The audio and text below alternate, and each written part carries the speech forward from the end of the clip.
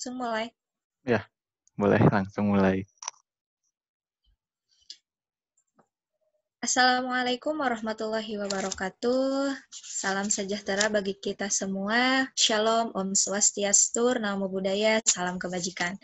Saya ucapkan terima kasih kepada peserta seminar Peran Literasi dalam Menciptakan Karya untuk Bangsa yang telah mendaftarkan diri dan ikut serta dalam seminar kali ini.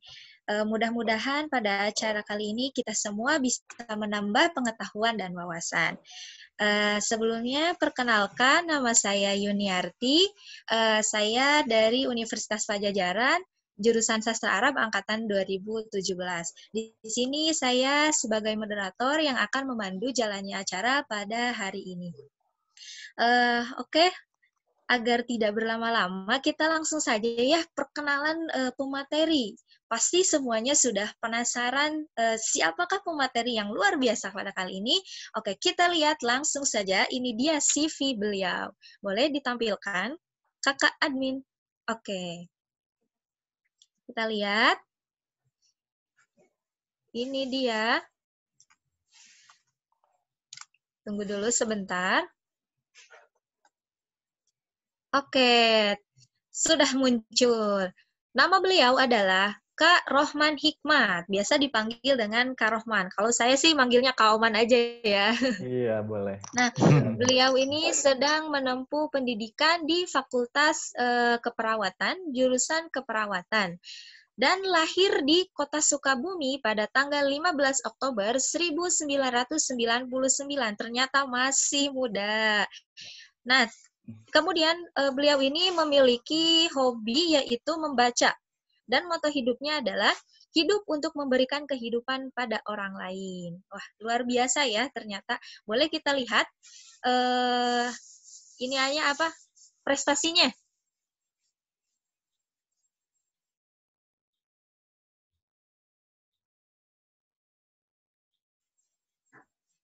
Nah, boleh ke bawah lagi Kakak Rahman? Nah, ini dia prestasi beliau.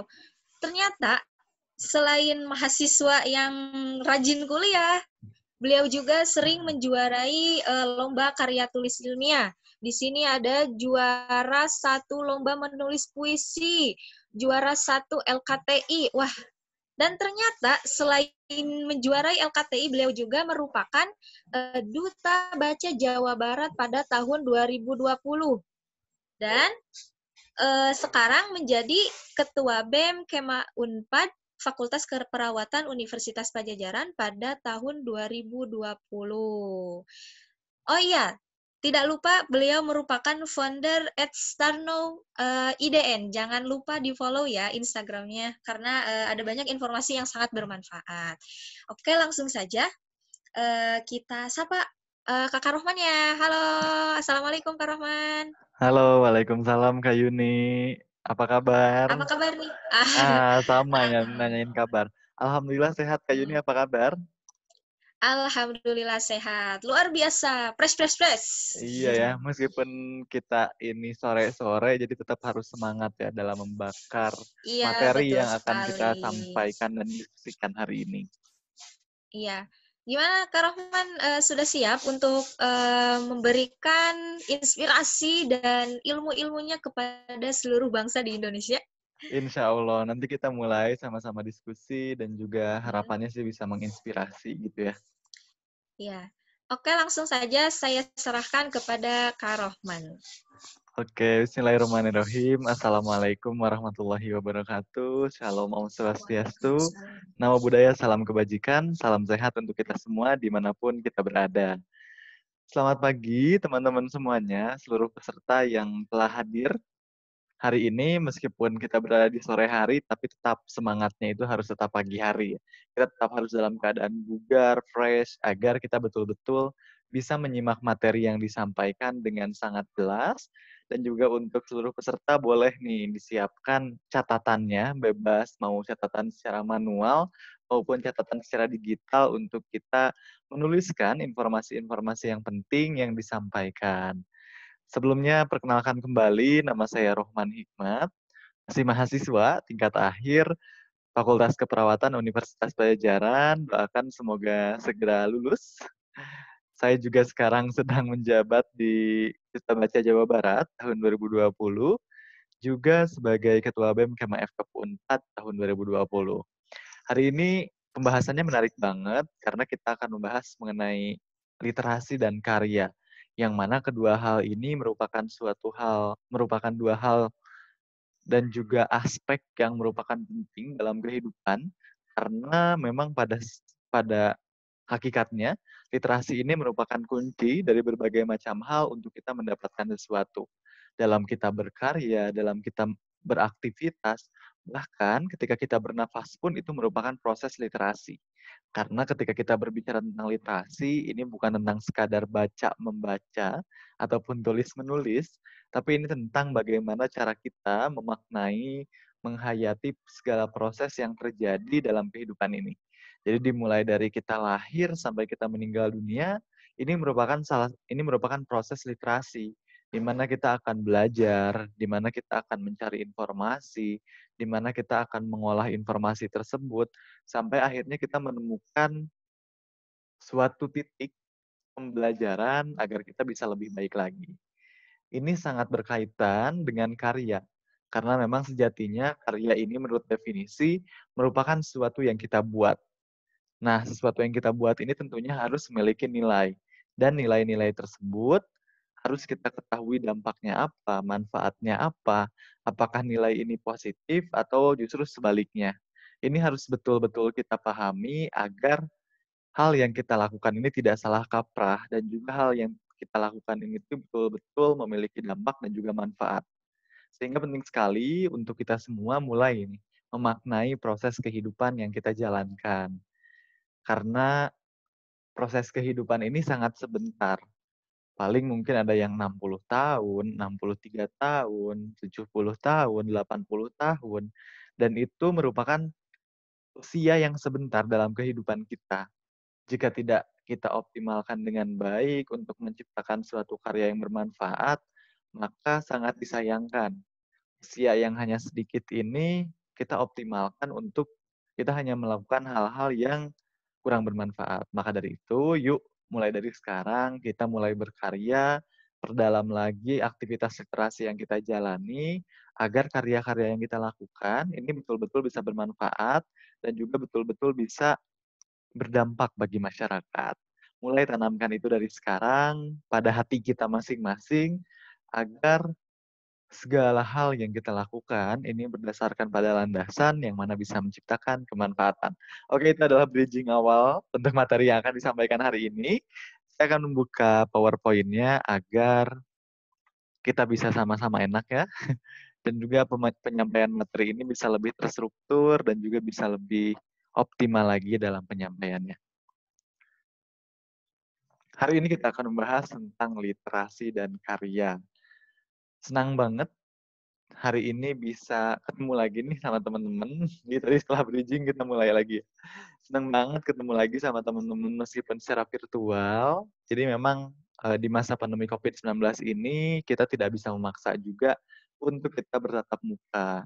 Tapi ada baiknya juga nih di masa pandemi COVID-19 karena kita ya Teh Uni ya, kita ke Uni meskipun kita ini penyelenggaraannya di Bandung, atau di daerah Jawa Barat, tapi kita bisa bertatap muka secara virtual di aplikasi Zoom ini gitu. Jadi kita tetap bisa bertemu bersama teman-teman secara secara secara virtual, bisa mempertemukan seluruh masyarakat Indonesia, seluruh peserta, karena memang hari ini pesertanya luar biasa banyak. Ini ada 7.000 peserta yang disatukan dalam pertemuan virtual. Dan ini luar biasa sekali, bisa menebar kemanfaatan yang lebih luas lagi, dan tentunya informasi dan juga wawasan yang disampaikan hari ini tidak cukup jika memang hanya dinikmati oleh satu individu saja. Jadi memang perlu untuk kita ini membagikan kembali informasi yang kita dapatkan hari ini agar dampak dan juga manfaatnya bisa lebih meluas lagi. Nah, ini ada sedikit Ini merupakan suatu kalimat yang biasanya sering kita dengar ya, di buku yang kita baca ataupun dari guru yang berbicara, dari dosen yang berbicara ketika kita berada di bangku sekolah ataupun bangku perkuliahan, bahwa gajah mati meninggalkan gading, harimau mati meninggalkan belang. Ini artinya bahwa kedua hewan ini ketika mereka meninggalkan dunia, ini meninggalkan sesuatu juga nih untuk dunia. Yang mana meninggalkan sesuatu untuk dunia ini tuh bukan hal yang tidak bermanfaat dan bisa dikenang sepanjang hayat. Gading dan belang ini merupakan sesuatu barang, sesuatu bagian dari hewan-hewan tersebut yang memiliki makna, yang memiliki nilai, yang bisa dimanfaatkan. Ini yang harus kita pertanyakan dan refleksikan pada diri kita masing-masing. Apakah manusia ketika kita meninggalkan dunia, ini sekiranya apa yang kita tinggalkan untuk dunia ini? Apa yang kita titipkan? Dan ketika kita menitipkan sesuatu yang tidak bermanfaat, otomatis orang-orang akan mengenal kita sebagai seseorang yang meninggalkan sesuatu yang tidak bermanfaat, kurang baik. Bisa jadi kita memilih untuk tidak meninggalkan apa-apa. Maka kita hanya selintas hidup, setelah itu meninggal, lalu orang-orang tidak akan pernah mengenang.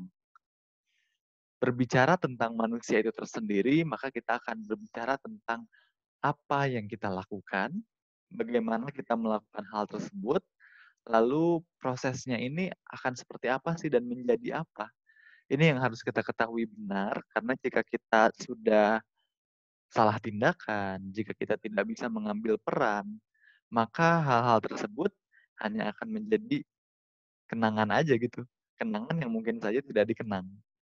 Sedangkan masa dua hewan ini aja, gajah dan harimau, ini bisa meninggalkan kenangan yang begitu mendalam, bisa meninggalkan titipan yang luar biasa untuk dunia, tapi kita sebagai manusia yang memang diciptakan memiliki akal, memiliki pikiran, dan juga memiliki hati, tapi tidak meninggalkan sesuatu untuk dunia ini. Ini yang harus kita pertanyakan mulai dari sekarang. Dan kita harus memulai perencanaan tersebut agar lebih matang sehingga tidak ada proses yang terlalaikan.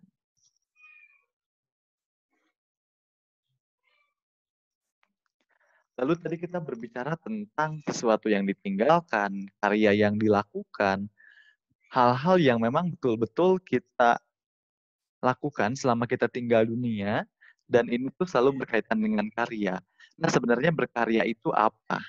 Berkarya ini merupakan suatu kegiatan yang terus-menerus sampai hayat di kandung badan. Jadi memang seperti yang tadi awal dikatakan, bahwa karya ini merupakan suatu proses panjang dari awal kita dilahirkan sampai kita meninggal dunia. Dan proses ini yang akan orang lain lihat, yang akan orang lain rasakan, dan yang akan kita lakukan. Jadi memang hidup ini sama banget nih Kak Uni ya dengan motivasi saya tadi di awal yang telah disebutkan saat perkenalan. Bahwa hidup untuk memberikan kehidupan pada orang lain. Karena sejatinya kita hidup di dunia ini tidak sendirian.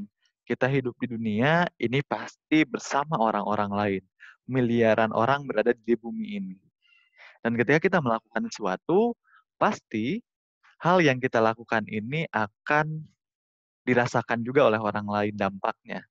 Entah itu dampak positif, entah itu dampak negatif, atau mungkin orang-orang tidak peduli sama apa yang kita lakukan. Ini harus kita pelajari, ini betul-betul harus kita hayati, karena proses penghayatan ini tuh merupakan suatu hal yang penting, proses yang panjang, karena bahkan kita juga sering nggak tahu apa sih yang udah kita lakukan. Ataupun kita pun masih bingung sebenarnya kita melakukan ini untuk apa. Nah, hal-hal tersebut nih yang harus kita gali karena memang sejatinya hidup ini sangat luas, hidup ini tuh hanya sebentar, dan hidup ini harus penuh dengan kemanfaatan ya tentunya. Betul Reuni ya?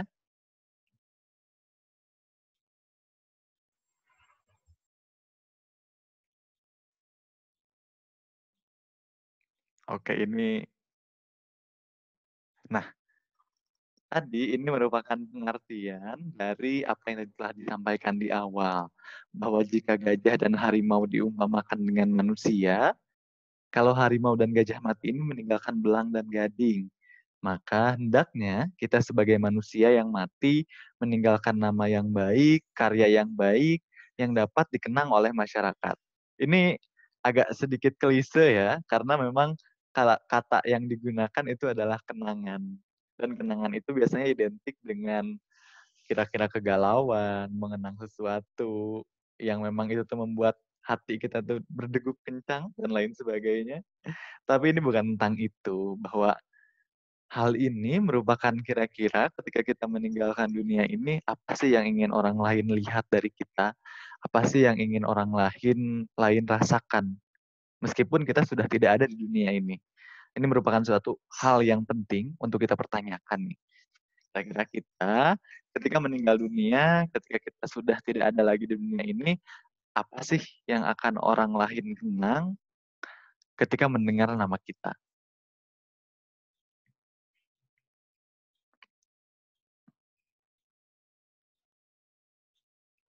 Jika tadi kita telah berbicara tentang berkarya, sebenarnya karya itu apa sih? Nah, ini karena berbeda ya penggunaan kata berkarya dan juga karya. Bahwa karya adalah hasil olah rasa, olah hati, dan juga olah pikiran. Jadi memang ketika kita menciptakan suatu karya, ini merupakan hasil proses panjang dari pengolahan rasa kita, pengolahan hati kita, pengolahan pikiran kita. Jadi memang melibatkan banyak hal. Tidak hanya kita menuliskan sesuatu yang ya udah kita tulis aja gitu. Tapi memang ada proses panjang yang harus kita lalui, proses panjang yang harus kita rasakan, kita melibatkan hati dan juga pikiran kita. Dua hal yang kadang sering tidak orang lihat gitu, bahwa kadang ada yang melakukan sesuatu ya udah karena logikanya saja. Ada juga yang melakukan sesuatu ya karena hatinya ingin saja. Ini merupakan dua hal yang harus kita betul-betul perhatikan, karena memang dalam berkarya ini bukan tentang sekedar menciptakan sesuatu untuk orang lain, tapi bagaimana cara kita agar membuat hati dan perasaan kita ini bahagia nih, tapi tetap disertakan kemanfaatan untuk orang lain.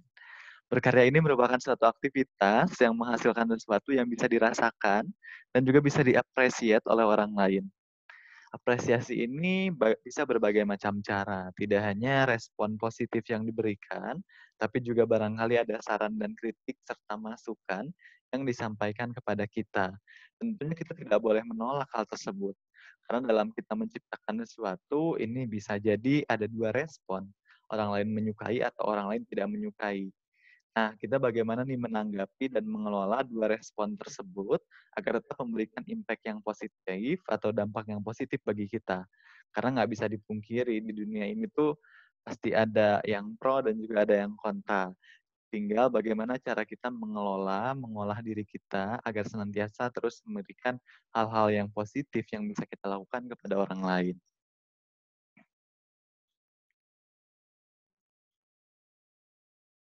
Ini mungkin kalau misalkan di agama Muslim sering mendengarkan hadis ini ya, bahwa Rasulullah ini bersabda, ini nabinya Nabi Muhammad di umat Islam, bahwa sebaik-baiknya manusia adalah yang paling bermanfaat bagi orang lain.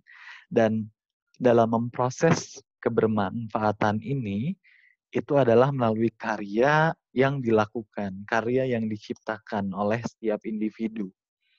Karena setiap individu ini bisa menciptakan karya yang berbeda. Saya dan Kak Yuniarti ini bisa saja nih meskipun kita sama-sama kuliah di Universitas Pajajaran, berasal dari beasiswa yang sama yaitu beasiswa etos, jadi berbeda ya Kak Uni ya. Impact yang dikasih, karya yang diberikan itu bisa jadi berbeda. Nah, karena memang setiap manusia itu unik dan kita ini punya karakternya masing-masing, punya potensinya masing-masing, diturunkan ke bumi pun dengan alasan masing-masing. Something happen with a reason gitu. Jadi memang kita terjadi sesuatu, kita lahir ke dunia, ini karena alasan tertentu nih, dan kita yang harus menemukan alasan positif tersebut. Kira-kira kita ini lahir ke dunia ini sebenarnya untuk apa sih? Dan ternyata untuk bermanfaat bagi orang lain, dan bermanfaat bagi orang lain ini kira-kira kita akan menciptakannya dengan cara seperti apa? Misalkan kalau saya pribadi nih, ada beberapa karya yang udah ditulis. Jadi memang memang basically suka dalam menulis novel, menulis puisi juga, Jadi memang karya yang ditinggalkan adalah puisi-puisi, karya fiksi, yang mana di situ pun diselipkan nilai-nilai, diselipkan juga suatu ilmu yang ingin disampaikan. Dan pesan inilah sebenarnya bagaimana cara kita mengemasnya.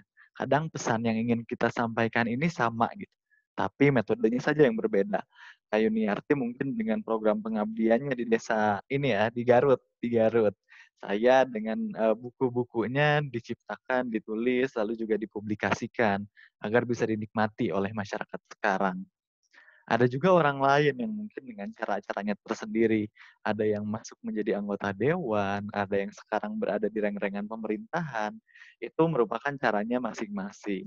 Dan kita nggak bisa memaksakan orang lain untuk sama karyanya seperti kita. Karena seperti yang tadi dikatakan di awal, bahwa kita diciptakan atas kelebihan dan kekurangan masing-masing.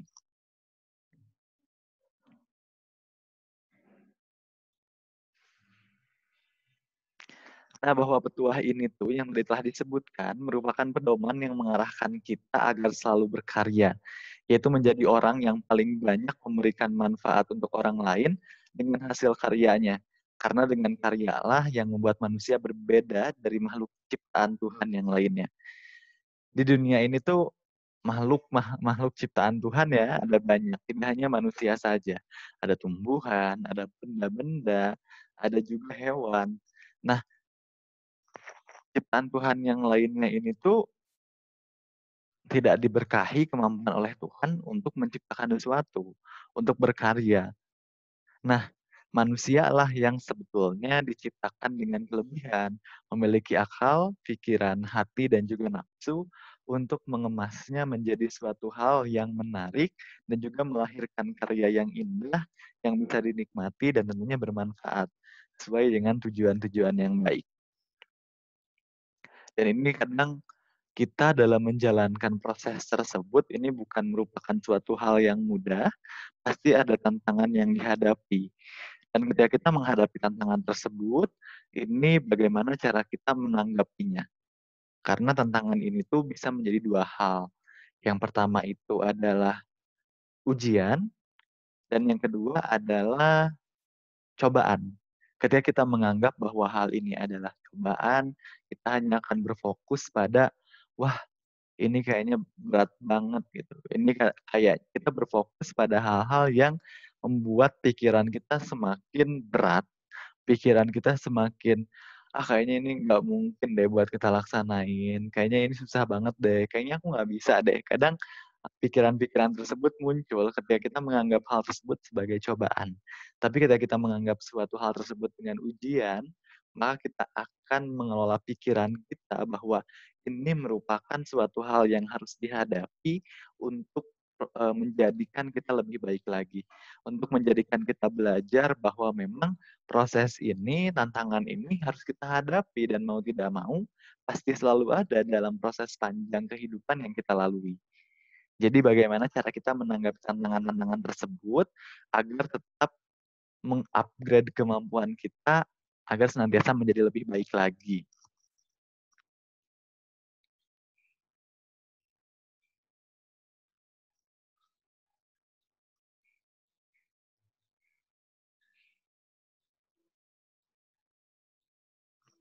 Nah, terkait berkarya pun ini kadang suka kita diskriminasikan ya, mengkotak-kotakan bahwa kadang kita itu selalu bilang bahwa karya ini yang ada bukti fisiknya gitu, yang memang bisa kita lihat, bisa kita berdayakan panca indera untuk bisa menikmati hasil karya tersebut. Nah, berkarya ini memiliki makna yang sangat luas karena hidup sejatinya adalah karya. Semua yang kita lakukan selama hidup adalah karya. Tapi kita bisa memilih karya apa yang ingin kita tinggalkan selama kita hidup di dunia.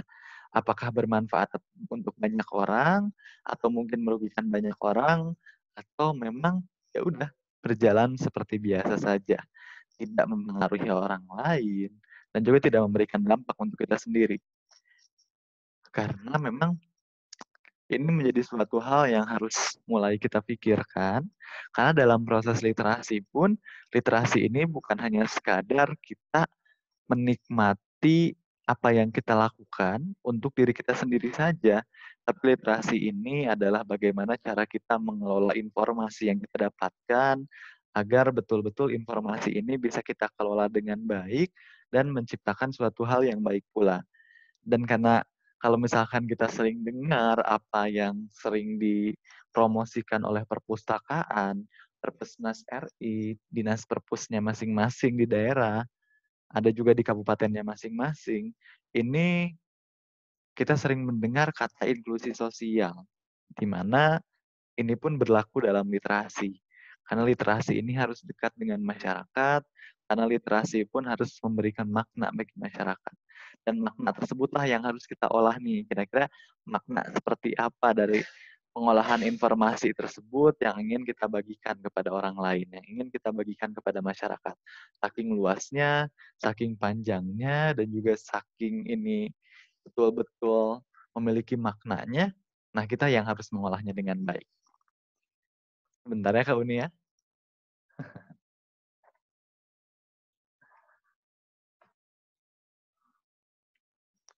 Ini juga nih, siapa sih yang sekarang ini tidak mengenal Thomas Alva Edison, di mana hasil karyanya yang beberapa ratus tahun yang lalu, ini bisa kita rasakan sekarang ini.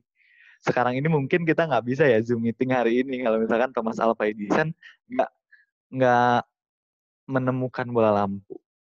Kalau misalkan kita mungkin sekarang masih berada di dunia kegelapan, di mana kita tidak bisa menikmati cerahnya lampu ketika di malam hari, di mana kita tidak bisa menikmati cahaya-cahaya selain dari cahaya matahari ataupun bulan. Nah, ini menjadi suatu hal yang penting karena Thomas Alva Edison ini menciptakan suatu karya yang selalu dikenang sepanjang masa. Itu dengan hasil temuannya bola lampu. Ini ada contoh lain, ada Abu Abdullah Muhammad Ibnu Musa al-Khawarizmi yang merupakan penemu aljabar yang sampai sekarang dan mungkin saja sampai bumi ini berhenti berputar pun masih akan tetap digunakan oleh manusia. Nah, ini merupakan suatu hal yang harus kita betul-betul pahami bahwa memang ternyata dengan karya yang kadang mungkin pas awal-awal tuh sering diremehkan, pas awal-awal prosesnya kadang kita ini tidak dianggap, tidak dihargai. Tapi percayalah bahwa sebetulnya ketika kita berfokus pada orang-orang yang tidak menghargai, tidak mengapresiasi karya kita, bahwa sebenarnya masih ada satu atau mungkin banyak orang yang masih mengapresiasi kita, masih menghargai karya kita. Nah, tinggal kita memilahnya. Apakah kita akan berfokus pada yang menghargai karya kita atau kita berfokusnya pada yang tidak menghargai karya kita? Karena ketika kita berfokus pada yang tidak menghargai, mungkin kita akan gampang lelah, motivasi kita akan menurun, dan kita pun akan, ya udah, cukup sampai di sini saja gitu. Padahal kita tuh masih punya proses yang panjang, masih punya kesempatan yang begitu luas, pintu-pintu yang harus kita buka, tapi karena kita berfokus pada hal-hal yang negatif, akhirnya ya kita tidak menjadi apa-apa.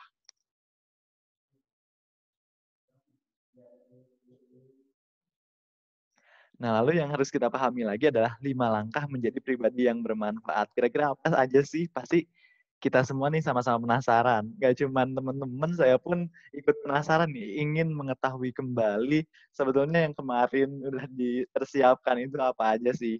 Ini merupakan suatu hal yang memang kadang dalam prosesnya ini bisa jadi berbeda. Karena langkah-langkah yang ditempuh setiap orang ini bisa memiliki cara tersendiri.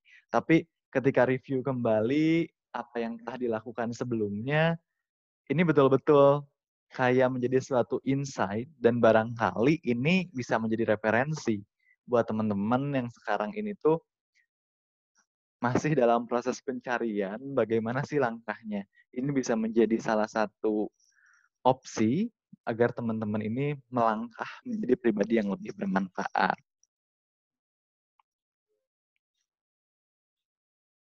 Yang pertama yaitu menumbuhkan kemauan. Dan dalam menumbuhkan kemauan ini diperlukan suatu pencapaian tujuan, suatu keinginan untuk kita ini mencapai suatu tujuan. Kira-kira kemauan kita dalam melakukan sesuatu ini untuk mencapai apa sih? Dan ini tuh kadang dipengaruhi oleh informasi-informasi yang kita dapatkan. Maka dari itu, ini sangat-sangat ada kaitannya dengan literasi.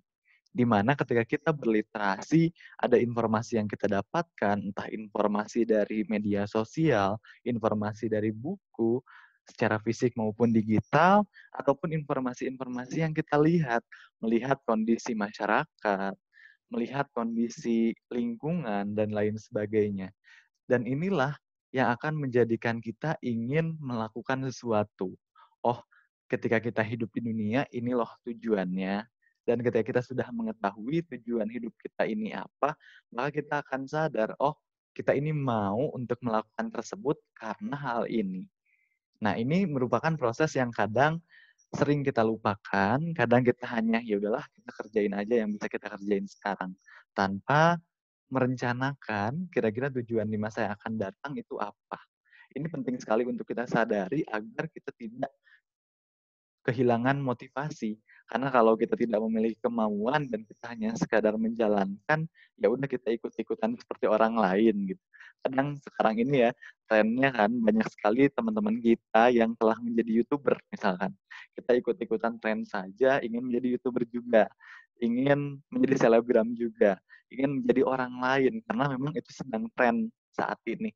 Sehingga kita tidak memiliki value dalam diri kita, tidak memiliki motivasi yang tinggi untuk melakukan hal tersebut. Karena kita hanya sekadar ikut-ikutan. Jadi ini mulai tanamkan, kira-kira kita ini tuh memiliki tujuan apa sih selama kita hidup di dunia. Sehingga kita pun memiliki kemauan yang tinggi, motivasi yang besar, dan tidak ada alasan untuk kita berhenti.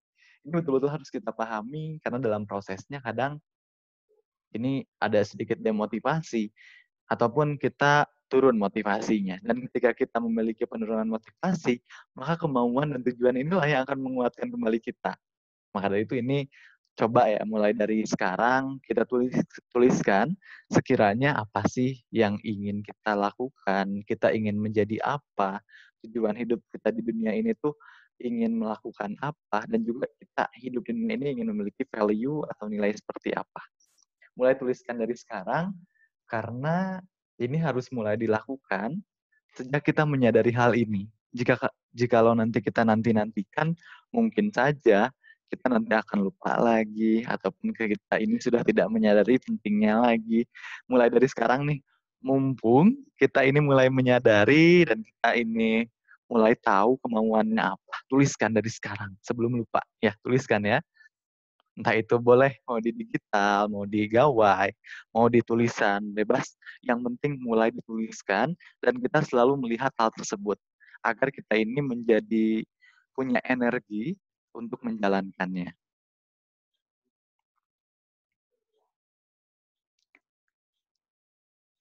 Lalu yang kedua ini take action now, lakukan sekarang. Kadang nih ya, kita ini udah punya motivasi, kita ini udah punya tujuan, tapi karena tidak ada trigger dari orang lain, karena tidak ada trigger dari eksternal, sehingga ya udahlah nanti aja, kan masih bisa esok, kan masih bisa lusa, kan masih bisa minggu depan. Ini kadang menjadi penyakit nih kita semuanya, nggak termasuk teman-teman aja, tapi juga termasuk aku yang hari ini pun menyampaikan materi gitu. Karena kadang kita ini memiliki hobi menunda-nunda pekerjaan ya. Tapi ini memang harus kita mulai turunkan hal tersebut, mulai kita sedikit abaikan keinginan-keinginan untuk menunda pekerjaan. Karena memang selagi kita bisa untuk mengerjakan hal ini sekarang juga, kenapa sih kita harus nunggu-nunggu nanti? Bagaimana kalau misalkan ada orang yang telah melakukan tersebut duluan, kita akan semakin ketinggalan. Dan kita pun harus menyadari bahwa sekarang ini kita akan menghadapi tantangan zaman dan juga persaingan akan semakin ketat. Di tahun 2045 kita akan menghadapi bonus demografi. Dan kalau kita tidak dibekali oleh ilmu-ilmu yang bermanfaat, tidak dibekali oleh keinginan-keinginan yang kuat, dan kita tidak melakukan apa-apa hari ini, bisa jadi di masa yang akan datang, kita akan kalah oleh tantangan zaman. Kita akan semakin tenggelam oleh rakyat yang semakin berada di depan. Nah, itu menjadi suatu hal nih, yang menjadi motivasi juga mungkin ya. Di masa yang akan datang, orang-orang tuh udah mempersiapkan banyak hal, kalau kita tidak mulai dari sekarang, akan kapan lagi? Bersediakah kita untuk kalah oleh tantangan zaman? Ini yang harus kita tanyakan. Lalu yang selanjutnya lagi adalah biasakanlah untuk memberikan manfaat dan jadikan hal itu atau kegiatan untuk memberikan manfaat. Ini menjadi gaya hidup kita nih. Yang mana gaya hidup ini ketika kita tidak menjalankannya, ini kita akan menjadi ada suatu hal yang hilang dalam hidup kita. Atau kalau misalkan kita tidak menjalankan hal tersebut, kayak ada suatu keresahan aja gitu dalam diri kita sendiri. Nah ini harus kita betul-betul pahami karena kadang kita ini kita ini terlalu nyaman dengan ketidak apa-apaannya kita. Kita terlalu nyaman dengan apa yang tidak kita lakukan. Kita terlalu nyaman dengan ketidakbermanfaatan yang kita jalankan hari ini gitu. Dan ketika kita merasakan hal tersebut, maka ketidaknyamananlah yang harus membangkitkannya. Membangkitkan motivasi kita untuk menjadi lebih baik lagi. Bukan untuk menutupi hal-hal yang telah terjadi sebelumnya. Tapi hal ini bertujuan agar kita ini selalu belajar menjadi pribadi yang lebih baik lagi.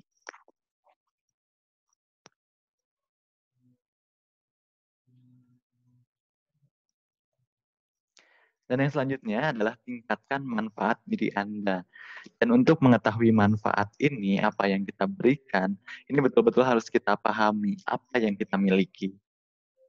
Ketika kita memiliki suatu hal yang ingin kita berikan kepada orang lain, yang ingin kita berikan manfaatnya dan mereka rasakan manfaatnya melalui hal yang kita lakukan, ini memang harus kita ketahui dulu potensi apa yang kita miliki. Kadang ini pun menjadi suatu hal yang menjadi dilema ya bagi setiap individu. Kadang tuh kita bingung, kita tuh punya potensi apa sih? Atau kadang kayak kita melakukan berbagai macam hal sampai kita bingung untuk menentukan potensi mana sih yang betul-betul potensi kita gitu. Karena kita selalu merasa kita bisa menjalankan berbagai macam hal. Tidak apa-apa teman-teman ketika kita merasakan hal tersebut. Karena memang kita ini diberkahi kemampuan yang luar biasa oleh Tuhan dan tidak apa-apa untuk menjalankan berbagai macam hal. Hanya kita yang harus menemukan value apa sih yang betul-betul menjadi nilai dalam diri kita. Kita harus temukan salah satu hal tersebut agar kita betul-betul bisa fokus terhadap hal yang betul-betul bisa kita jalankan. Ketika kita melakukan berbagai macam hal, kita pun kadang akan mengalami kelelahan. Kita akan mengalami kok hal ini tuh betul-betul nggak kita banget, kadang-kadang kita mengalami hal tersebut. Tapi dengan kita melakukan berbagai macam hal ini, kadang kita menemukan satu titik nyaman dari salah satu proses yang kita lalui. Kita mengalami kebahagiaan dari satu proses yang kita jalankan. Dan kebahagiaan itulah yang akan menjadi power dan juga kekuatan bagi kita untuk senantiasa konsisten dalam menjalankan hal tersebut. Saya dan Kak Uni ini udah berjalan sekitar sebulan yang lalu, bahkan sebulan lebih ya Kak Uni ya. Udah hampir 2 bulan ya? Iya, sudah hampir 2 bulan. Dan ini tuh kita kalau saya pribadi, dan mungkin Kak Uni pun merasakannya, ketika kita menjalankan aktivitas ini, muncul suatu kebahagiaan, muncul suatu perasaan seperti nyaman dan senang saja untuk menjalankannya. Meskipun kadang kita harus mempersiapkannya itu dengan begitu cepat ya Kak Uni ya, dengan begitu luar biasa dan kadang menguras tenaga juga. Kak Uni pun Ya, merasakan hal betul. tersebut ya Kak ya? Tapi Betul, betul. Tapi tidak apa-apa. iya, dengan tenaga yang kita keluarkan, keringat yang kita keluarkan, hal tersebut tidak menjadikan kita lelah, tapi menjadikan suatu kebahagiaan yang muncul dalam diri kita. Dan fokus itulah yang kita ini selalu kendalikan, selalu kita jaga, agar tidak terjadinya penurunan motivasi, penurunan keinginan, karena memang kita melihat antusiasme dari teman-teman peserta pun setiap minggunya selalu luar biasa ya Kak Yuni ya. Dan ini merupakan suatu motivasi yang luar biasa tinggi karena kita merasa hal yang kita lakukan ini adalah kenyamanan juga buat diri kita dan memberikan manfaat nih buat teman-teman peserta.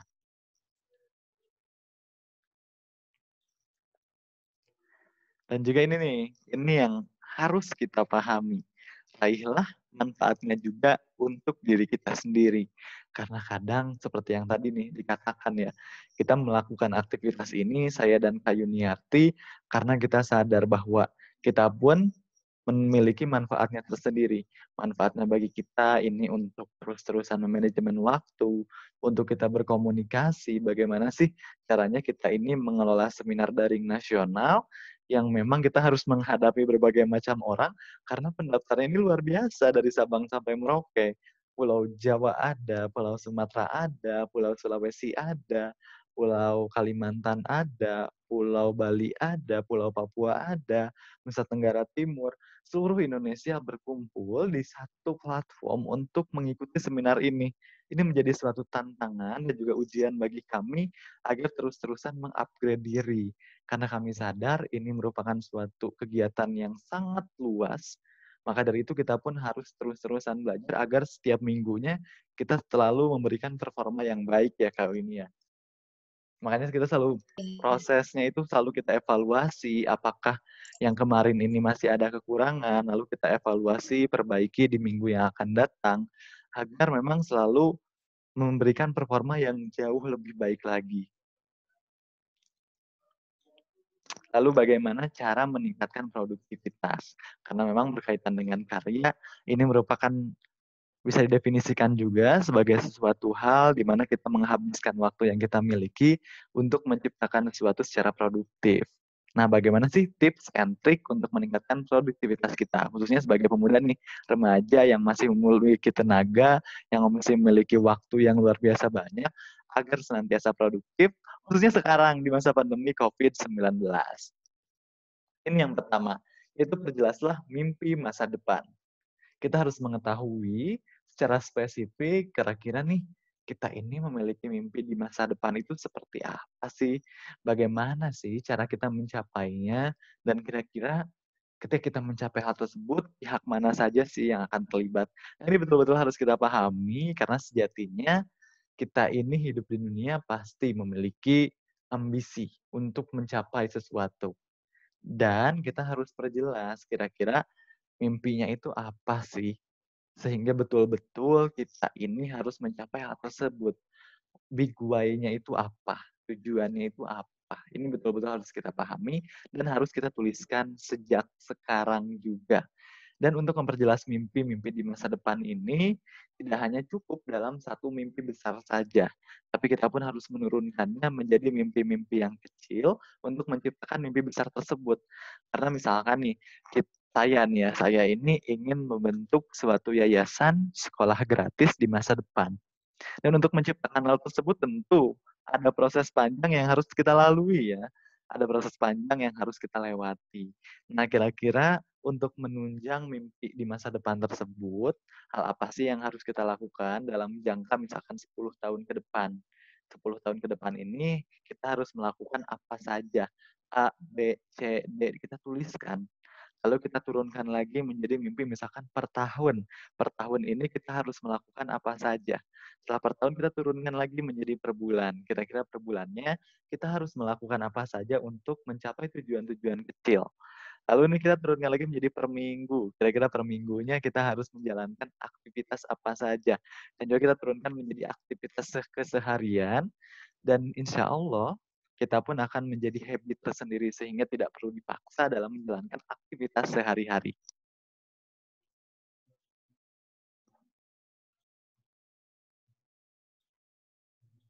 Lalu yang kedua adalah mengubah lingkungan kerja. Ini penting sekali untuk kita pahami apalagi di masa pandemi. Karena di masa pandemi ini kita tidak bisa memaksa kondisi untuk sesuai dengan diri kita. Di masa pandemi COVID-19 ini lingkungan tidak bisa kita kendalikan. Di luar sana masa pemberlakuan PSBB sudah sering dijalankan. Bahkan ada yang sudah menjalankannya 3 kali, ada yang sudah menjalankan 2 kali, dan kondisi ini berubah-ubah, berdinamika. Setiap prosesnya tidak bisa kita tebak. 5 tahun yang akan datang kita tidak akan tahu yang akan terjadi di dunia ini seperti apa. Kita pun mungkin tidak pernah memprediksi tahun 2020 ini kita akan menjalankan berbagai macam aktivitas di rumah saja. Kita tidak akan menyadari dan juga kita tidak akan bisa memprediksi bahwa tahun 2020 ini kita akan akan didatangi oleh pandemi COVID-19, yang mana kita harus memaksakan semua kondisi ini berubah-ubah. Nah, tapi kita kita tidak bisa mengubah lingkungan eksternal kita, tapi kita bisa mengubah lingkungan pribadi kita. Misalkan untuk teman-teman mahasiswa ataupun teman-teman siswa yang sekarang ini sedang menjalankan pembelajaran secara daring. Coba ciptakan suasana atau lingkungan yang betul-betul ini mendukung dalam aktivitas pembelajaran. Mulai dari diri kita sendiri. Misalkan nih untuk teman-teman siswa yang sekarang ini sedang duduk di bangku sekolah. Coba gunakan pakaian yang rapih ketika kita bersekolah daring. Untuk teman-teman mahasiswa juga sama. Gunakan pakaian yang memang semestinya ketika kita menjalankan perkuliahan secara daring. Kita bentuk lingkungan kita agar mendukung dan juga betul-betul memberikan pengaruh positif ketika kita menjalankan sesuatu. Ini penting sekali untuk kita lakukan karena memang lingkungan sangat-sangat berpengaruh terhadap proses yang kita jalankan dan proses ini ketika prosesnya baik akan menciptakan hasil yang baik pula.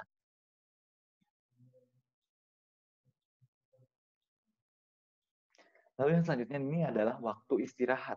Kadang kita ini sering melupakan juga nih, karena kita fokus untuk mencapai tujuan-tujuan hidup kita, kita fokus pada capaian-capaian atau value yang kita miliki, kadang kita melupakan waktu istirahat. Kita menghabiskan berpuluh jam, misalkan kita menghabiskan 20 jam untuk menjalankan berbagai macam aktivitas, sampai kita pun melupakan bahwa tubuh ini adalah titipan Tuhan yang harus kita jaga juga nih, yang harus kita sadari kira-kira kebutuhan istirahatnya ini gimana, kebutuhan makannya itu gimana. Ini betul-betul harus kita pahami, jangan sampai kita menyakiti.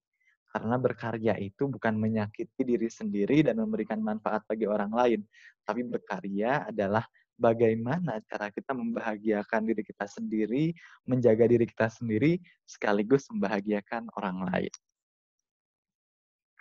Bagaimana cara kita ingin memberikan dampak kepada orang lain kalau kita saja belum bisa memberikan dampak untuk diri kita sendiri. Konsep ini kadang sering kita lupakan, kita terlalu berfokus pada apa yang kita kerjakan untuk orang lain, sehingga kita pun melupakan kebahagiaan-kebahagiaan apa sih yang ingin kita capai, yang ingin kita nikmati. So, ambil waktu istirahat dari berbagai macam aktivitas yang kita jalankan. Lalu yang keempat, ini membagi tugas. Ini biasa sering kali kita dengar ya, kita ini harus membagi tugas-tugas kita. Yang harus kita kerjakan sekarang banget ini apa. Yang bisa kita nantikan ini apa. Agar kita pun bisa terstruktur dalam mengerjakan sesuatu. Kita nggak mungkin kan mengerjakan berbagai macam hal di waktu yang sama.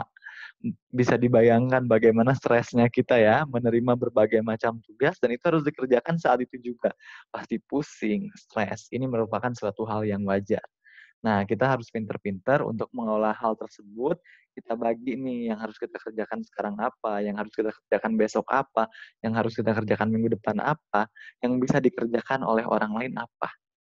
Jangan sampai kita hanya, ya udahlah ini kayaknya bisa kita kerjain deh, tapi kita nggak memikirkan kira-kira dampaknya itu apa. Lalu yang kelima, ini adalah memantau hasil pekerjaan diri sendiri.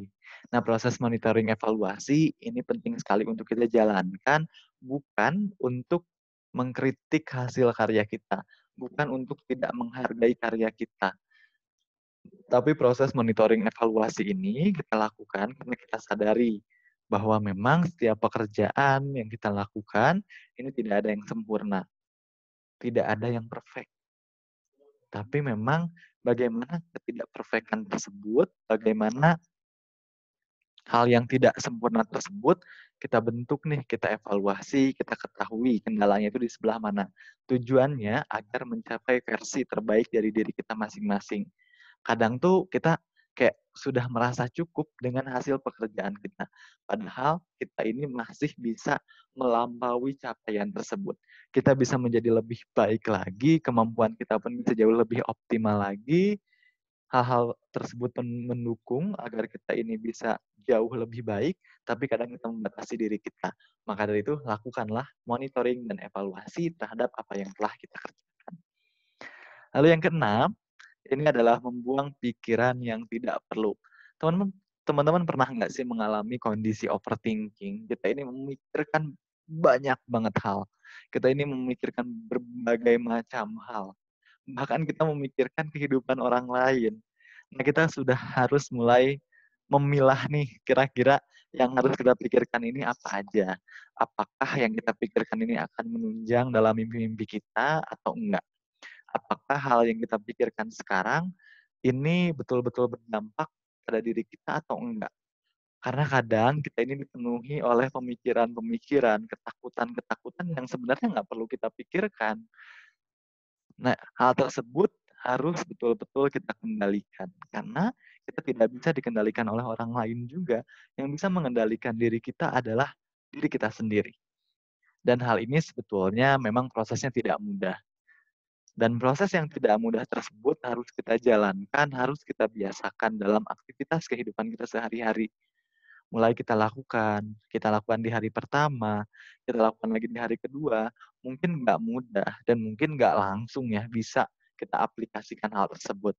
Tapi proses tersebutlah yang akan menjadikan kita menjadi lebih baik lagi, menjadi terbiasa dalam aktivitas-aktivitas yang memang berfokus pada diri kita sendiri untuk menciptakan kebermanfaatan bagi orang lain. Ini adalah slide terakhir. Ini menjadi suatu quotes dari Dr. Seuss. Ini merupakan suatu hal yang penting juga nih. Kita ambil maknanya, kita ambil manfaatnya, kita hayati setiap kalimatnya, setiap katanya. You have brains in your head. You have feet in your shoes. You can steer yourself any direction you choose. You are on your own. And you know what you know. And you are the one who will decide where to go. Bahwa kitalah yang sebenarnya pemeran utama dalam kehidupan kita sendiri. Bahwa kitalah yang akan menyetir ke arah mana kehidupan kita akan kita bawa. Di dalam kehidupan ini pasti banyak pilihan. Kita bisa memilih jalan A, B, C, bahkan sampai Z. Dan segala pikiran yang kita pikirkan, dari kepala yang kita miliki, otak yang kita miliki, kaki yang kita punya, kita bisa menyetir hal tersebut. Kita bisa memilih jalan hidup kita masing-masing. Kita bisa memilih hal apa yang ingin kita perbuat. Dan proses pemilihan tersebut, ini nih yang menjadi proses yang kadang tuh sulit ya untuk kita ketahui. Kadang kita ini mudah terdistrak oleh orang lain. Maka dari itu, fokuskanlah apa yang kita lakukan hari ini, fokuskanlah apa yang akan kita jalankan terhadap tujuan di masa yang akan datang. Karena kita tidak bisa berpijak pada diri orang lain, tapi yang bisa kita kendalikan dan yang kita bisa kemudikan adalah diri kita sendiri. Oke, itu materi yang bisa disampaikan hari ini. Terima kasih banyak kepada teman-teman dan juga moderator yang telah menyimak. Semoga bermanfaat. Pasti yang disampaikan tadi sedikit banyak bisa mempengaruhi dan juga bisa memberikan manfaat kepada teman-teman semuanya. Ambil segala hal yang bisa teman-teman implementasikan dalam kehidupan teman-teman. Karena saya yakin dari berbagai macam hal ini, dari tadi ya kita sudah hampir sejam kita melalui proses ini, pasti ada sedikitnya ilmu yang teman-teman dapatkan. Dan harapannya ilmu tersebut tidak berhenti di teman-teman nih. Kita bagikan lagi kepada teman-teman kita seluas-luasnya. Entah itu di jaringan media sosial maupun di jejaring nyata yang bisa kita ketemu secara langsung. Sekian dari saya kembalikan kepada moderator. Wassalamualaikum warahmatullahi wabarakatuh. Waalaikumsalam warahmatullahi wabarakatuh. Wah, luar biasa sekali Kak Rohman. Aduh, saya mendapatkan ilmu yang begitu banyak dan motivasi-motivasi untuk semakin semangat untuk berkarya gitu ya. Tadi kan sudah disampaikan juga oleh Kak Rohman bahwa kita itu bisa berkarya dengan cara apapun. Karena makna berkarya itu sangat luas ya Kak Rohman. Iya, betul sekali Kak Yuniarti. Ya, tadi jangan lupa juga kalau misalkan kita ingin berkarya, ingin bermimpi, ditulis mimpi-mimpinya dan dirincikan menjadi mimpi-mimpi yang lebih kecil gitu kan ya. Seperti saya nih, saya juga mencatat di buku. Jangan lupa ya catat di buku biar lebih punya pacuan gitu. Nah, Kak Rohman, kemarin kan kita sudah membuka pertanyaan dan ini banyak sekali dari ibu guru, bukan ibu-ibu. Ada dari ibu guru gitu ya, karena ternyata yang daftar ini bukan hanya mahasiswa atau siswa gitu, anak-anak SMA, ternyata ada guru-guru juga gitu. Terima kasih kepada guru-guru yang telah mendaftarkan diri gitu ya. Ini juga ada pertanyaan, gimana langsung saja ini kita ke pertanyaan, Kak Rohman? Boleh, mungkin saya mau sedikit apresiasi dulu ya. Bukan sedikit, tapi Iya, banyak boleh, silakan, silakan. apresiasi untuk seluruh Iya, peserta yang memang dari berbagai macam profesi. Ada yang siswa, mahasiswa, dan juga guru. Jadi memang tidak hanya siswa dan mahasiswa saja yang duduk di bangku pembelajaran untuk mengikuti seminar untuk mendapatkan ilmu di hari ini. Semua orang ini ternyata memiliki hobi yang luar biasa ya. Hobi belajar, iya, hobi untuk mencari ilmu, dan ini luar biasa sekali dan harus kita budayakan oleh generasi penerus bangsa, khususnya kamu nih, pemuda. iya, betul. Ini juga nih, ada penanya pertama sepertinya guru juga nih, Kak Rohman. Oke. Iya, dari Pak Edi Purnomo, asal instansinya dari SMP Negeri 4 Jelai Hulu, Ketapang, Kalimantan Barat. Jauh Kalimantan sekali. Barat. Halo Bapak Edi Purnomo, terima kasih telah mendaftar. Jadi ini pertanyaannya. Literasi yang dipahami oleh publik, khususnya di daerah saya, adalah membaca. Dalam arti yang lebih khusus lagi adalah membaca di perpustakaan. Kemudian, bagaimana cara mengubah image tersebut sehingga kegiatan literasi dapat menuju pada penciptaan karya yang besar, walaupun kontribusinya kecil bagi bangsa. Mohon penjelasannya, katanya Kak Rohman. Oke, baik. Terima kasih Pak Edi atas pertanyaan yang luar biasa. Memang betul sekali, stigma yang muncul di masyarakat mengenai literasi ini hanya terbatas pada membaca dan hanya terbatas pada perpustakaan. Tapi untuk menanggapi hal tersebut, karena ini sudah menjadi pola pikir masyarakat dan sudah membudaya ya, hampir di seluruh masyarakat Indonesia. Nah, mungkin memang agak sedikit sulit bagi kami untuk mengubah mindset tersebut. Tapi bagaimana caranya agar kita bisa mengubah mindset tersebut secara perlahan melalui kegiatan-kegiatannya. Karena seperti yang tadi dikatakan, literasi ini memang tidak sebatas di perpustakaan saja, tidak sebatas membaca buku saja, tapi jauh lebih luas lagi. Maka dari itu, memang menjadi tanggung jawab untuk perpustakaan, taman baca masyarakat yang ada di desa-desa, perpustakaan desa, perpustakaan sekolah, bahkan perpustakaan di provinsi masing-masing untuk mengelola aktivitas kegiatan literasinya tidak hanya terbatas dari segi membaca buku saja. Karena memang sekarang ini sudah banyak sekali juga ya jenis-jenis literasi. Ada enam literasi dasar yang harus kita pahami dan itu banyak sekali jenisnya. Salah satunya adalah literasi digital. Seperti sekarang ini. Ini pun merupakan aktivitas literasi di mana kita ini bisa saling berbagi ilmu, kita bisa saling berdiskusi, dan proses inilah yang dinamakan literasi. Dan ini kita memanfaatkan platform digital karena memang kita menggunakan kondisi terkini. Kita menggunakan situasi yang terjadi, bahwa hari ini mungkin sulit sekali ya untuk kita bertemu secara langsung.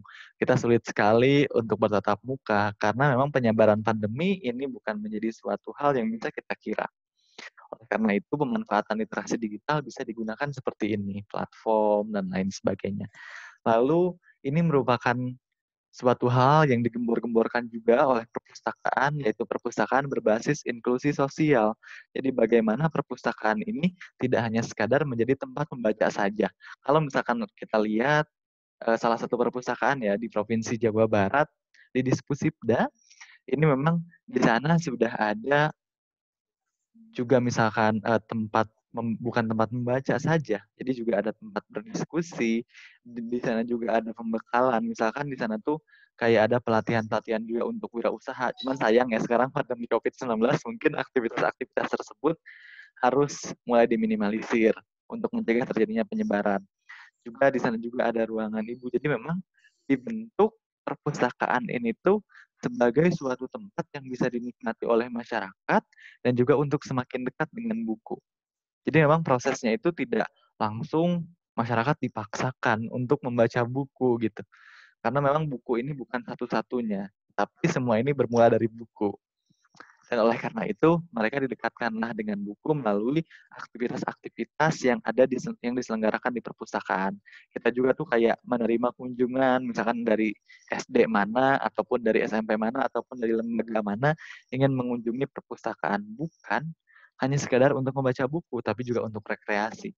Karena kalau dilihat lagi, Yuniarti, memang di undang-undang mengenai kepustakaan, ini perpustakaan juga disebut sebagai tempat rekreasi. Tempat rekreasi ini bukan sekadar apa ya, bukan sekadar untuk hiburan saja, tapi juga bagaimana cara kita menciptakan suatu kondisi di mana masyarakat bisa menikmati perpustakaan seperti itu. Jadi memang ini merupakan peranan kita semua, tidak terbatas perpustakaan saja, tapi juga untuk kita nih mungkin Bapak juga sebagai guru memiliki peranan yang sangat penting untuk menciptakan stigma atau mengurangi stigma tersebut di masyarakat dengan membentuk perpustakaan di sekolahnya agar lebih bisa dinikmati oleh masyarakat, bisa dinikmati oleh siswa mungkin ya dalam hal ini. Bagaimana juga pegiat-pegiat literasi, pemerintah-pemerintah desa yang terdekat dengan masyarakat, ini bisa membentuk perpustakaan bukan hanya sekedar tempat membaca saja, tapi jauh lebih luas dibanding hal tersebut. Kayak gitu Kak Yuniarti. Iya, betul sekali Kak Rohman. Jadi, sekarang udah banyak ya perpustakaan yang, nyaman gitu dan menarik gitu. Contohnya saya Iya, itu pernah dulu, berkunjung ke perpustakaan Dompet Duafa yang di Bogor tuh. Ada kayak, apa, tempat nontonnya. Jadi, selain membaca buku kita juga bisa nonton. Udah kayak apa sih kalau misalnya nonton di bioskop. bioskop ya, iya betul. Heeh. Udah enak banget pokoknya kayak belajar di mana gitu. Jadi emang ya kalau ingin mengubah image itu udah tugas kita sebenarnya ya, Kak. Iya betul. Dan kita harus saling bersinergi dan berkolaborasi nih untuk Mhm, menciptakan hal tersebut. betul. Nah, itu dari Pak Edi ya?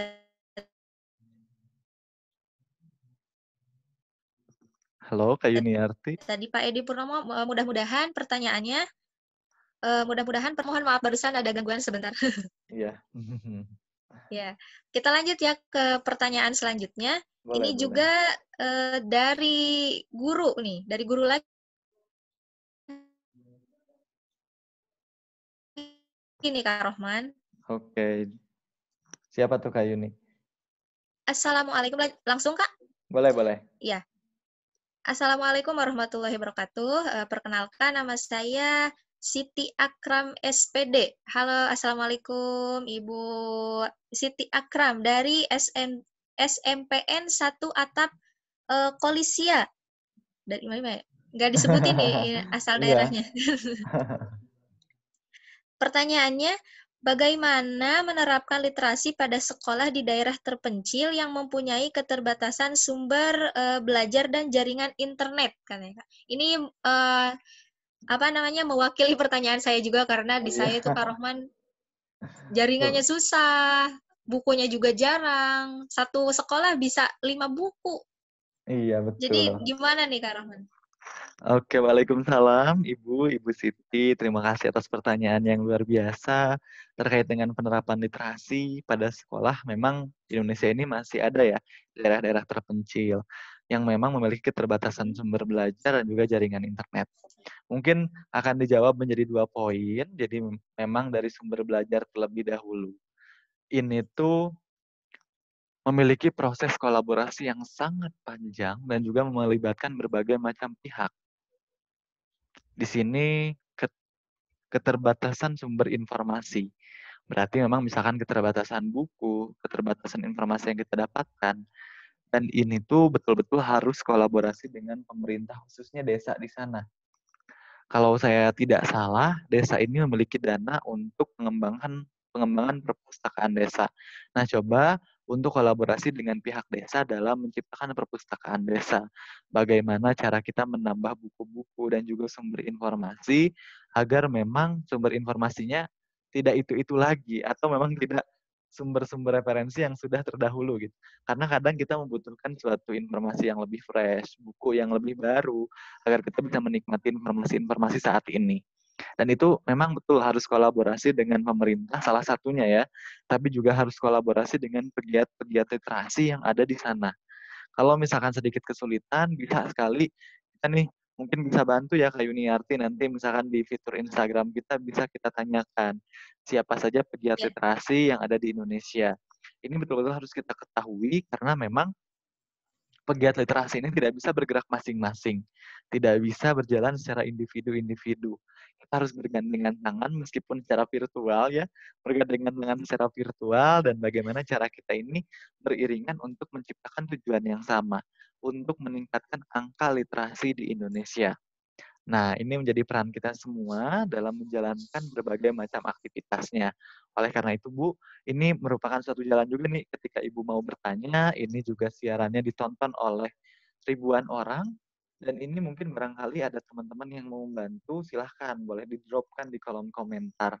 Ini karena tidak cukup jika hanya Ibu saja yang menjalankan. Ini merupakan proses yang melibatkan berbagai macam pihak. Karena urusannya ini kan suatu lingkungan ya. Dan dalam merubah suatu lingkungan ini, di SMPN Satu Atap ini perlu kolaborasi dari berbagai macam pihak. Bisa open donasi dan lain sebagainya. Lalu juga untuk jaringan internet, kalau ini mungkin memang kendala di beberapa daerah.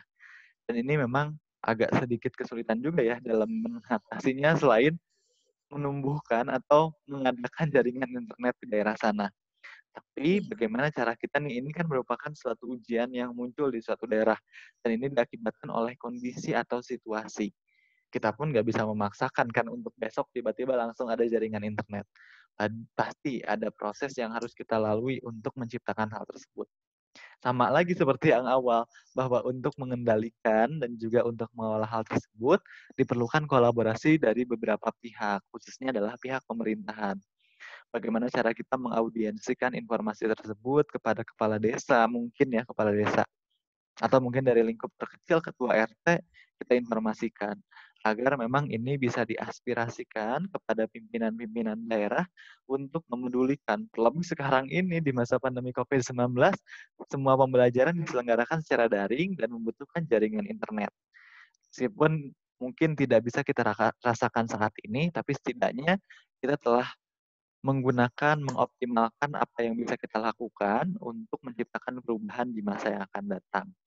Lalu untuk selanjutnya lagi, pasti nih di suatu desa pun ada pimpinan desanya. Ini menjadi suatu peran pimpinan desa untuk lebih aware terhadap kondisi masyarakatnya ataupun orang-orang yang peduli di desa tersebut ya. Bagaimana cara kita agar lebih aware terhadap kondisi terkini? Kita bisa patungan misalkan untuk menciptakan desa yang lebih bermartabat ataupun sekolah yang lebih bermartabat.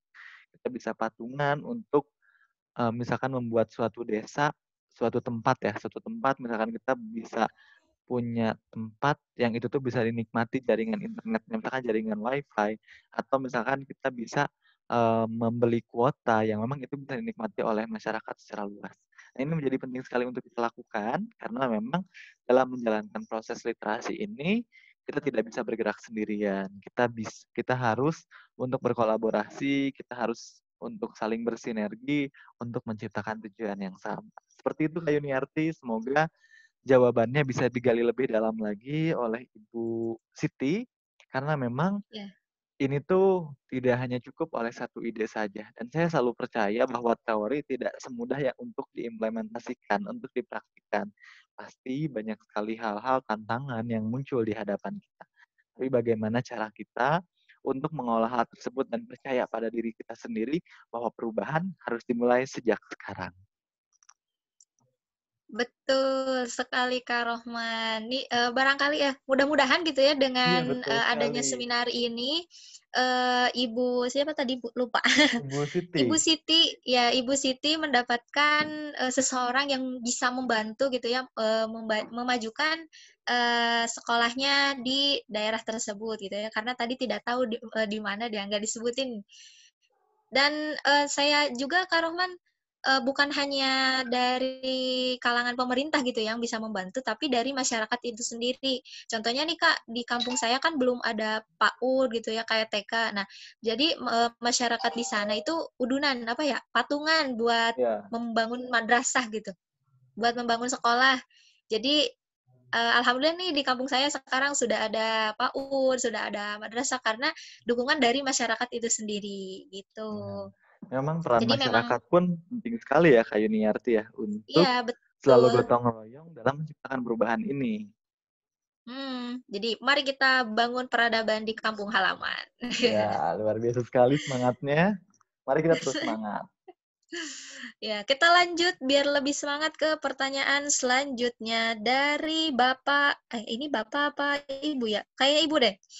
Dari Ibu Putu Dian Andayani, Seman 1 Pupuan. Nah, pertanyaannya adalah, apakah literasi benar-benar mampu menciptakan suatu karya bagi bangsa? Jika iya, bagaimana dengan daerah yang seperti kita tahu di Indonesia memiliki daerah yang masih terbelakang dalam hal perkembangannya, khususnya Indonesia bagian timur? Apakah metode literasi itu efektif di saat media atau literaturnya terbatas? Jika literasi itu mampu memberikan suatu karya bagi bangsa, lalu bagaimana dengan realita bahwa sebagian besar pelajar khususnya remaja justru enggan mengikuti literasi? Sekian pertanyaan dari saya. Terima kasih, katanya Kak Rohman. Oke, Monggo, Kak Rohman. baik, Bagus terima banget nih kasih. Iya, pertanyaannya. Ibu Putu. Jadi memang kondisi realitanya tidak banyak ya. Tidak banyak orang-orang yang sudah memiliki kepekaan dan juga memiliki kemauan yang tinggi serta motivasi untuk menjalankan aktivitas literasi. Dan juga memang ini tidak hanya disebabkan oleh faktor individu saja, tapi juga disebabkan oleh faktor lingkungan seperti ketidaktersediaannya informasi, ketidaktersediaannya buku. Kalau mungkin tadi terkait dengan ketidaktersediaan buku sudah kita bahas di awal ya melalui pertanyaan yang sebelumnya. Ini terkait dengan mindset remaja yang memang enggan untuk membaca buku. Betul sekali pernyataan di awal bahwa literasi ini betul-betul mampu untuk menciptakan karya untuk bangsa. Karena seperti yang tadi nih materi yang telah disampaikan, bahwa literasi ini tidak hanya sebatas membaca buku saja, tidak hanya sebatas menulis saja. Tapi segala proses panjang yang kita lalui, dari kita dilahirkan sampai kita meninggal dunia itu adalah proses literasi. Dan proses literasi ini bagaimana cara kita mencerna informasi yang kita dapatkan, mengolah informasi yang kita dapatkan, baik itu dari buku, baik itu dari media sosial, baik dari beberapa informasi yang lain ya, beberapa media yang lain, ini memang itu merupakan proses literasi itu tersendiri. Nah, itu yang harus betul-betul kita pahami, bahwa sebetulnya literasi tidak hanya terbatas dari buku saja, tapi sangat lebih luas dibandingkan dengan hal tersebut. Oleh karena itu, hal yang mungkin kita lakukan hari ini pun bisa disebut dengan literasi. Sekecil kita memutuskan untuk melakukan sesuatu. Dan keputusan-keputusan tersebut akan sangat dipengaruhi oleh literasi. Karena kita pun akan berpikir terlebih dahulu ketika kita melakukan sesuatu, pertimbangannya apa sih? Dan kenapa kita harus menjalankan aktivitas tersebut? Ketika kita minum, ada masalahnya. Masalahnya adalah kita haus. Sehingga kita harus minum. Ada proses berpikir di sana. Dan proses berpikir tersebut itulah proses literasi. Maka dari itu sebetulnya literasi betul-betul akan menciptakan karya. Dan untuk mengubah mindset remaja nih khususnya, karena sekarang ini sudah banyak sekali hal-hal ya yang membuat kita ini lebih tertarik kepada hal yang lain dibandingkan beraktivitas literasi. Jadi hal-hal yang bisa kita lakukan untuk melakukan pendekatan kepada generasi milenial, kepada remaja-remaja, ini adalah dengan mendekatkan mereka dengan literasi sesuai dengan karakteristik dan juga keinginan mereka. Misalkan nih yang suka main games. Yang suka main games, coba kita sajikan informasi-informasi terkait dengan games tersebut karena tidak ada salahnya. Itu merupakan proses awal yang membuat kita jatuh cinta terhadap literasi. Karena literasi ini bukan tentang kita memaksakan seseorang untuk suka membaca, untuk suka terhadap buku, untuk suka terhadap literasi. Tapi mendekatkan seseorang dengan literasi adalah tentang bagaimana cara kita membuat seseorang jatuh cinta terhadap literasi itu tersendiri. Maka dari itu, mulailah lakukan pendekatan pada seseorang sesuai dengan karakteristik dan juga sesuai dengan kira-kira individu ini menyukai hal apa. Nah, ini merupakan suatu hal yang kadang kita tidak sadari. Karena kita membatasi literasi hanya sekadar pada buku fiksi ataupun buku non-fiksi. Bahwa literasi hanya terbatas pada orang-orang yang menyukai novel, misalkan. Padahal literasi sangat-sangat lebih luas dibandingkan hal tersebut. Kita bisa mempengaruhi orang-orang yang suka games dengan misalkan menyajikan bahwa games ini bisa menghasilkan uang. Caranya adalah ini. Nah, itu merupakan suatu proses transaksi literasi itu tersendiri. Maka dari itu, pahami hal tersebut dan dekati serta kondisikan kira-kira apa sih yang dibutuhkan. Nah, itu Kak Yuniarti. Terima kasih Ibu siapa tadi ya? Bu Putu. Ibu Bu Putu Putu ya. yang telah bertanya, kayaknya dari Bali. Oh, Iya. namanya Putu. Ya, benar banget. Ya, itu tadi Bu Putu, apa jawabannya dari Kak Rohman. Mudah-mudahan bisa menjawab ya, karena memang benar literasi itu sangat luas gitu. Tadi kan sudah dijelaskan juga oleh Kak Rohman bahwa sekarang itu makna literasi itu bukan macam-macam literasinya juga ada 6 ya kalau nggak salah. Iya, betul. Itu baru literasi dasar. Iya, literasi dasar. Karena waktu sebelumnya Kak Rohman juga pernah menjelaskan bahwa proses hidup juga itu merupakan literasi itu tersendiri gitu ya. Aduh, Betul. saya masih ingat nih terngiang-ngiang. Oh ya, sekedar informasi. Jadi pemirsa, ini pertanyaan kita pilih gitu ya. Kalau misalkan ada yang sama, jadi kita ambil beberapa pertanyaan. Jadi kalau misalkan yang sama, ya udah gitu, kita ambil satu gitu ya. Jadi mohon maaf kalau misalkan ada beberapa pertanyaan yang memang tidak saya apa namanya bacakan di sini karena kesamaan gitu ya. Oke, lanjut kita ke pertanyaan selanjutnya. Ada 2 pertanyaan lagi nih Kak Rohman, bagaimana? Boleh, boleh, boleh. Boleh. Ini dari mahasiswa nih, seorang mahasiswa kayaknya. Namanya Kak Zahwa Sauharani dari Poltekkes Kemenses Surabaya. Jauh banget nih Surabaya, naik kereta api ya. Pertanyaannya, bagaimana cara kita sebagai mahasiswa Indonesia yang masih mempunyai kegelisahan dalam berkarya serta sebentar Kak Rohman, mohon maaf. Mana tadi?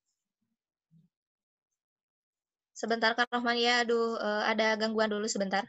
Iya, nggak apa-apa Kak Yuniarti.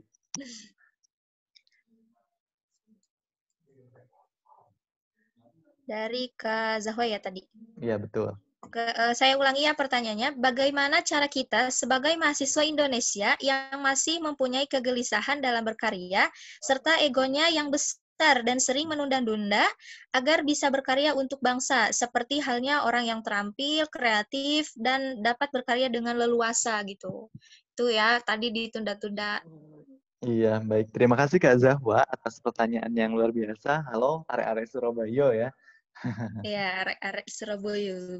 Oke, jadi memang terkait dengan peranan mahasiswa, bagaimana cara mahasiswa Indonesia yang kadang tuh pasti banyak sekali yang mengalami. Saya pun pernah mengalami kegelisahan dan juga berkarya, karena ego kita tuh terlalu besar gitu.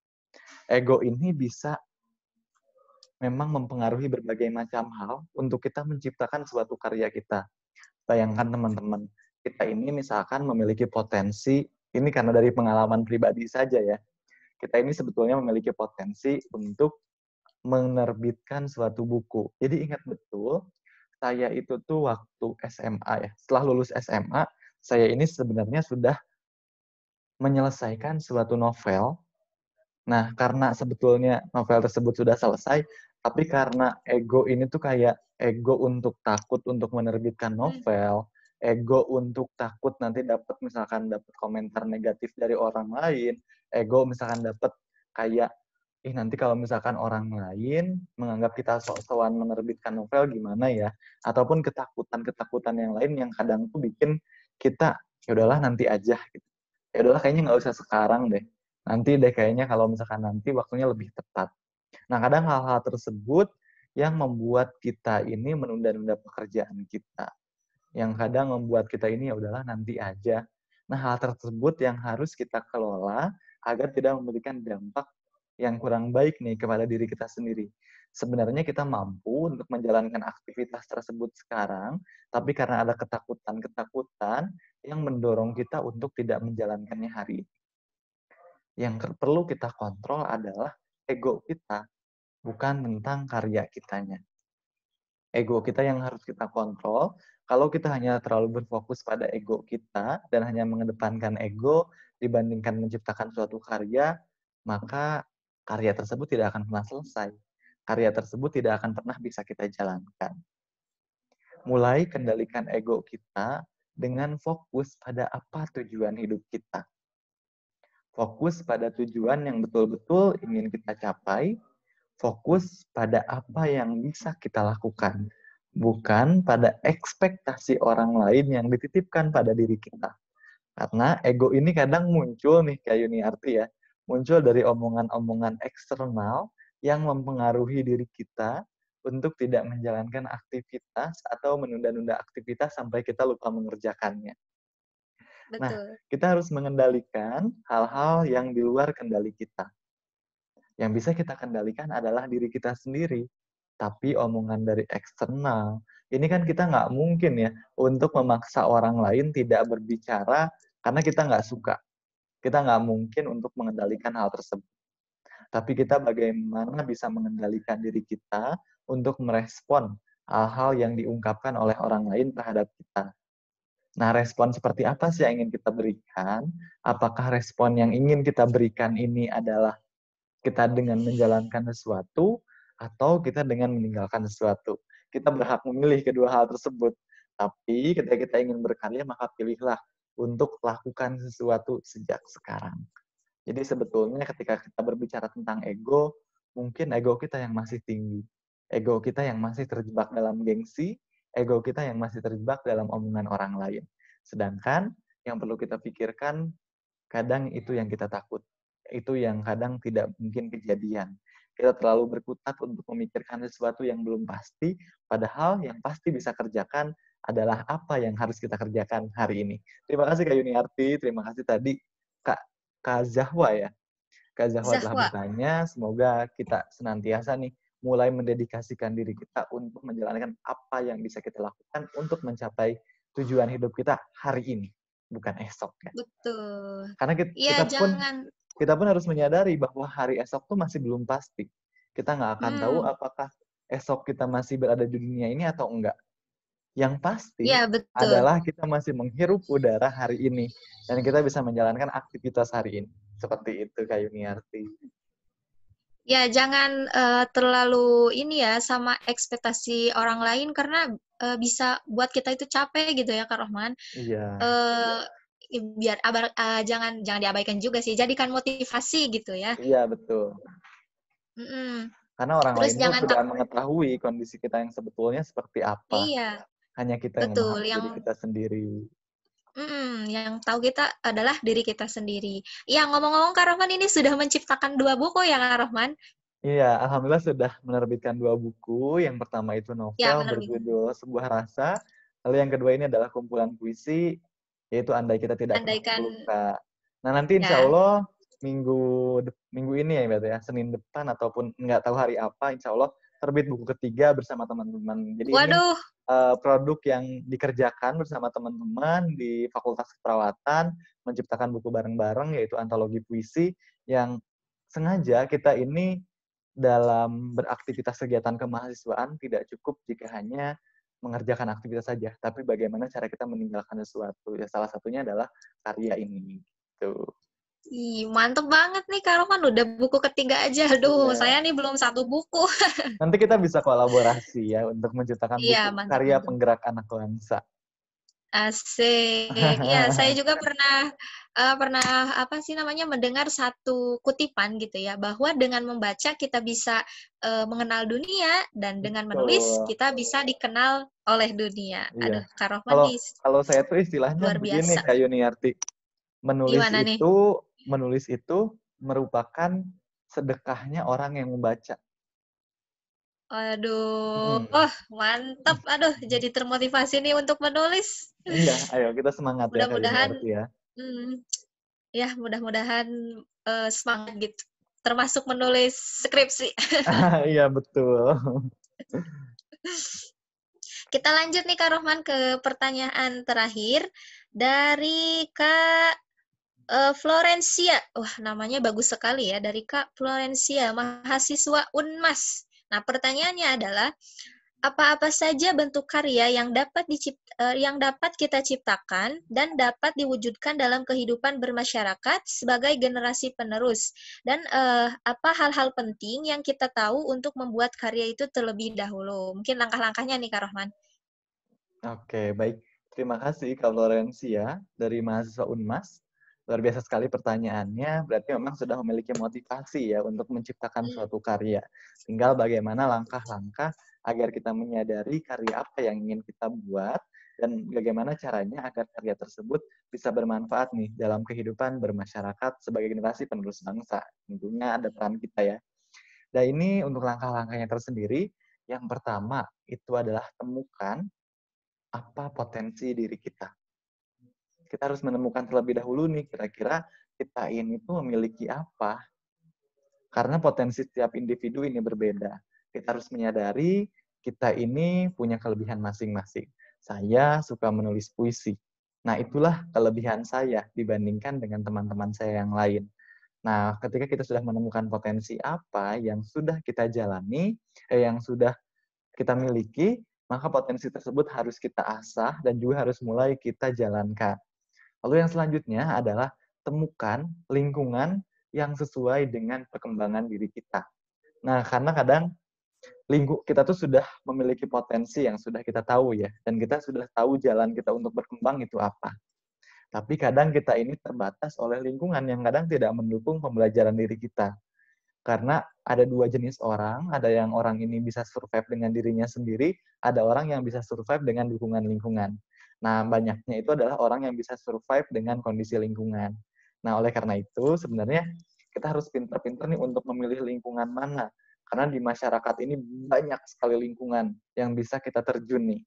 Tinggal kita milih lingkungan mana yang sebetulnya ingin kita ambil. Apakah lingkungan yang kita ambil ini akan mempengaruhi perkembangan soft skill kita, ataupun diri kita, atau tidak. Atau mungkin akan menghambat proses perkembangan ini.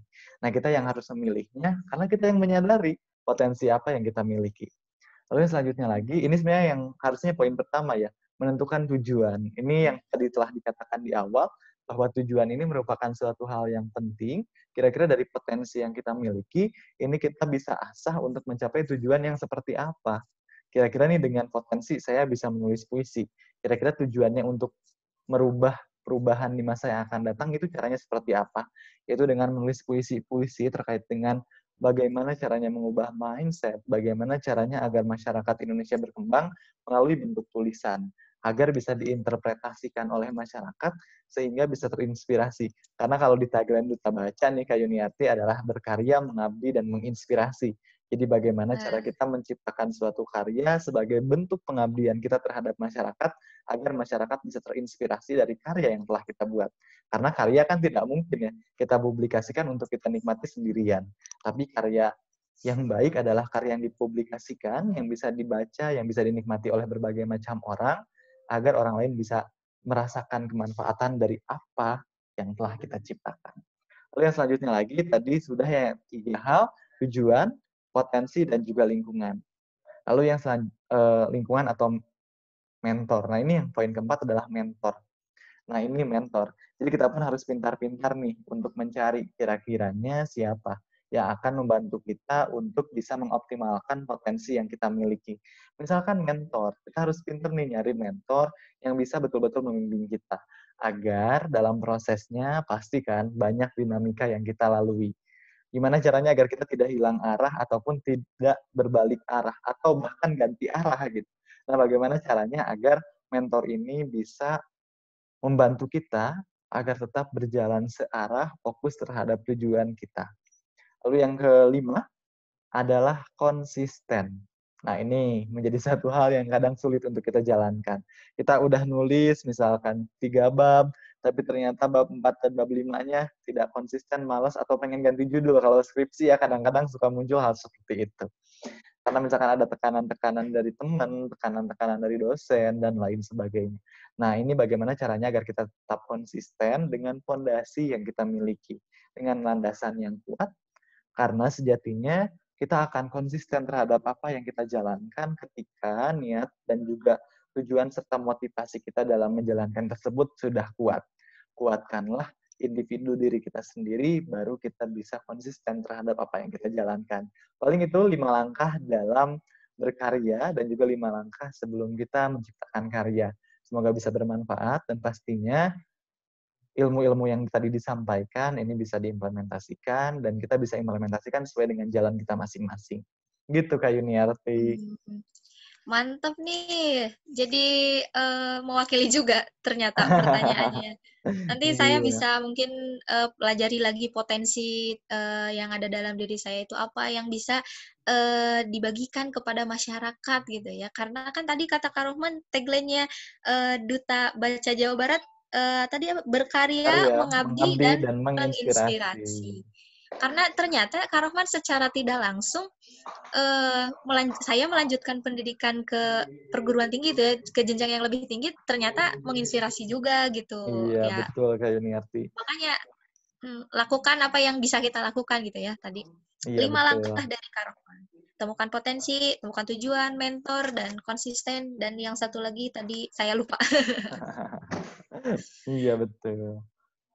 Ya, ternyata kita sudah 1 jam lebih nih Kak Rohman berbagi inspirasi literasi karya. Wah, luar biasa nih Kak Rohman, penyampaian materinya sangat bermanfaat sekali. Namun sebelum kita tutup ya acara ini, mungkin dari Kak Rohman ada closing statement atau informasi tambahan untuk selanjutnya gitu.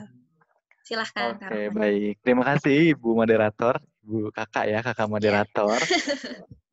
Bahwa dalam menjalankan kehidupan di dunia ini, pasti proses panjang yang kita lalui di masa depan, ini tidak bisa kita pertimbangkan dari sekarang, dan juga kadang tidak sesuai dengan apa yang kita rencanakan.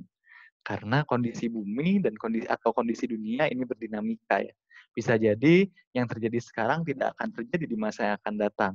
Dan bisa jadi yang kita perkirakan ini akan terjadi di masa yang akan datang ternyata tidak akan terjadi atau ternyata lebih cepat terjadinya. Jadi bumi ini sangat-sangat dinamis dan betul-betul sulit sekali untuk kita prediksi. Tapi yang bisa kita lakukan hari ini adalah temukan potensi diri, lalu kita lakukan apa yang bisa kita lakukan hari ini. Apa yang bisa kita lakukan sekarang juga. Karena kadang kita sering untuk menunda waktu karena kita masih percaya bahwa hari esok pasti akan ada. Sedangkan bumi ini terus berdinamika. Barangkali besok kita sudah tidak ada lagi di dunia. Bisa jadi besok kita sudah tidak bisa menghirup udara segar di pagi hari ataupun di sore hari. Kita sudah tidak bisa menikmati senja, yang sekarang ini kita nikmati sambil seminar daring nasional gitu. Nah, tapi itulah kuncinya. Kuncinya adalah bagaimana cara kita mengoptimalkan apa yang bisa kita optimalkan di waktu ini, di waktu yang kita masih bisa menghirup udara segar.